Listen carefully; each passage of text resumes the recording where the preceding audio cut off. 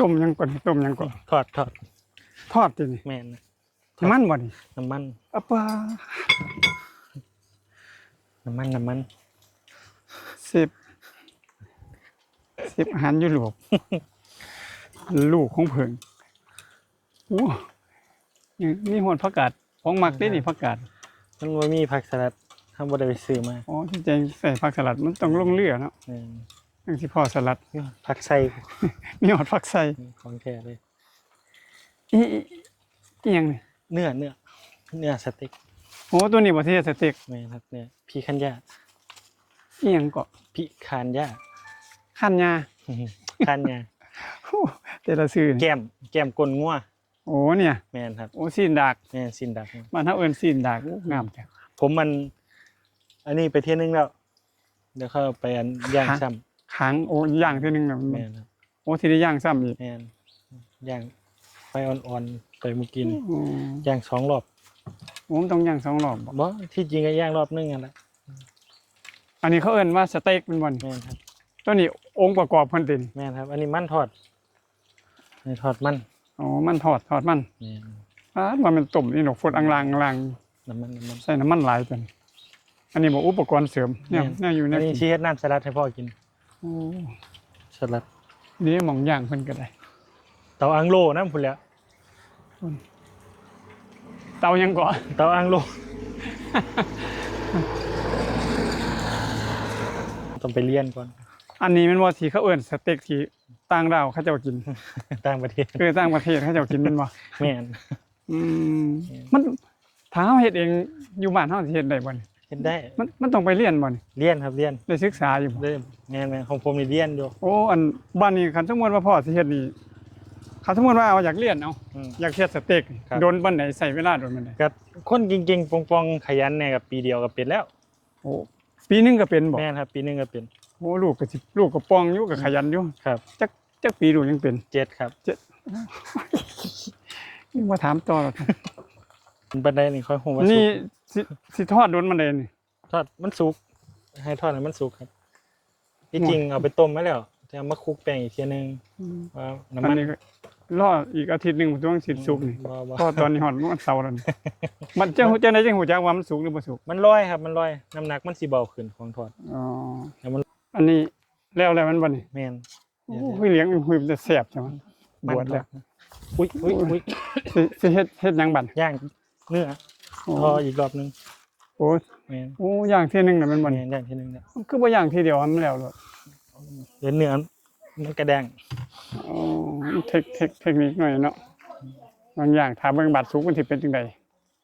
ที่จริงก็ใส่เตาย่างต่างหากแม่นบ่โอ้นี่อันวัดอุณหภูมิพร้อมติแม่นครับวัดอุณหภูมิผมย่างให้พอ53ไฟอ่อนบ่53แม่นอันนี้ไฟแห้งไฟแห้งบ่แม่นไฟแห้งโอ้ยเพิ่นจะเพิ่งสิได้กินสเต็กใกล้ได้แล้วโดนบันไดนี่ใกล้ไปเฮ็ดจังมันนี่ปีนโอ้ปีนขึ้นมาโอ้เอาอันนี้เอาทางหนังอ๋อทางมันบ้านเฮาก็สิว่าคันบ้านเฮาก็สิว่าปิ้งซีนเนาะแม่นปิ้งซีนแต่ว่าทางพุ่นเขาเจ้าเอิ้นสเต็กมันเหยียบคนละอย่างกันนะโอ้มันต่างกันอยู่หม่องเอียบนี่แม่นเหยียบกับเนื้ออันนี้เป็นเนื้อโคขุนต้องหอมควนนำแม่นบ่บ่ครับบ่ได้โอ้เป็นโคขุนบ่ซั่นโคขุนเบอร์30%ของเวลาย่างเอามาพักอีกทีนี่แม่นพักอีกโอ้ห่วยใกล้สิได้กินไปก่อนเลยใกล้แล้วนี่มันบ่โอ้นี่บ่แม่นโอ้แตงมาใส่โอ้นี่สีชมพูงามเลยสีชมพูองตองหั่นคันบ้านเฮาก็สิว่าย่างน้ำตกเนาะแม่นแต่ว่าเครื่องมันต่างกันโอ้สิได้กินตัดเต็กโอ้เห็ดละเมียดน้ำไหม้น้ำลายแตกแล้วพัน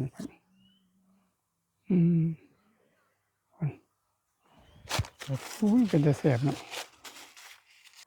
โอ้ยเนาะเห็ดงามแต่เนาะเขาจะกล้ากินมันเนาะบาดนี้เนาะคุณนะยังหน่อยยังก่อนเคปเปอร์ดอกใบไม้โอ้ อ้ดอกไม้ตินี่ แม่นดอกใบไม้นี่แตงกวา โอ้แตงกวาตินี่ แม่ครับแตงกวาดอง โอ้แตงกวาดองว้ายพี่แล้วเพิ่นเพิ่นก็มักตัวนี้แล้วพี่เลี้ยงไอ้หุ้ยพี่โอ้ย อันนี้บักกอกดำ โอ้นี่มะกอกดำแนวกินกับกินกับสเต็ก นี่ของเฮามันตรงนี้ ยอดผักไส้นี่ว่าติ ผักใส่ โอ้ยบ่เห็นหงในตาก็ได้ขี้ร้ายคักจักทายถูกบ่ถูกบ่ ยอดผักใส่ใส่ฮอทดอกผักใส่ โอ้ยมีหอดดอกผักไส้พุ่นงามครับอันนี้มีหยังก่อนนี่ อันนี้เกลือนี่เกลือ โอ้ยเกลือคือสีนี่ เกลือชมพูเกลือหิมาลายัน อืมเนี่ยกิน แม่นไทยลายขี้เข้ม แม่น เกลือเด้ ตัวนี้มันหยังหวา อั น นนี้พริกไทยครับ โอ้พริกไทยพริกไทยบดแล้วตัวนี้ แม่นบ่ได้ หอมห่วยๆขึ้นดังปุ๊บตัวนี้ มีบาซามิกนี่ตัดสม ตัวนี้มันหยังก่อนนี่ บาซามิก ตัดสมสิ แม่นสลัดขาดบ่ได้แม่นน้ำมันบกกอก โอ้ตัวนี้ต้องใส่มันบ่ ครับ พายเศร้าไว้ซื้อได้บ่เห็นนี่ อืม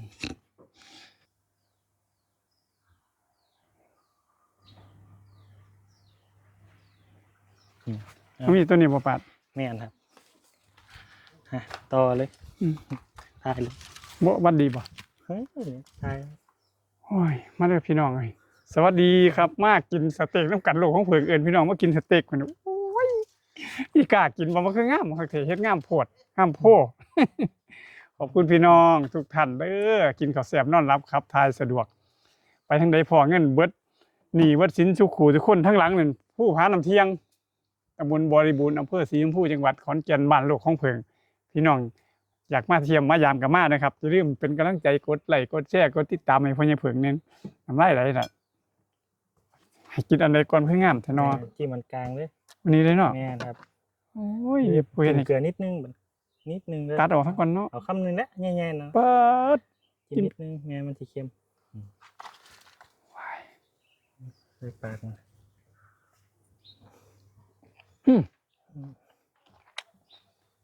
อันนี้ก็บ่เหนียว ว่าเหนียวแล้ว อืมอืมให้กินกับนี่นะบ่ แม่นครับกินน้ำกัน มันไงกินน้ำกัน อืม สมๆเข้มๆหอม โอ้แต่ว่าเขาจะอยากกินเนาะจริงๆต้องมีผักสลัดเหมือน ๆแม่น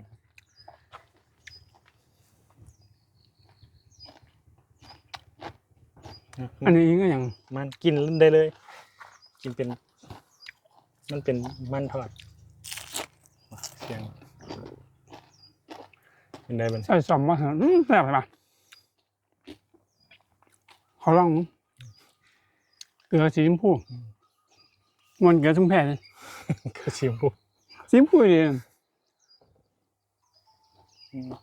บ่เค็มมันวะ อืม หอมบ่เครื่องเทศ หอม ใส่ผง นี่ ลาบ เลี้ยงหมากยิงก่อน หมักเชปเปอร์มันๆสมๆแล้ว ห่วมกันเลยมั้ง แม่นครับร่วมกันก็ได้ กินประกอบกันก็ได้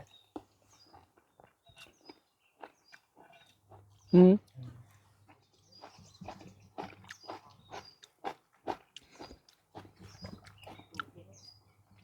แซ่บโอ้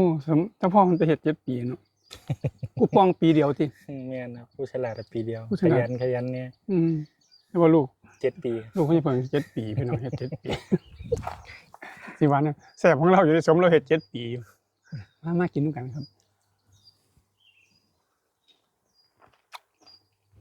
อืม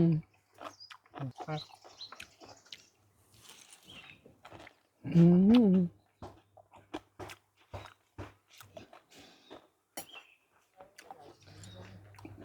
ขอบคุณพี่น้องมาแซ่บๆเหมือนกัน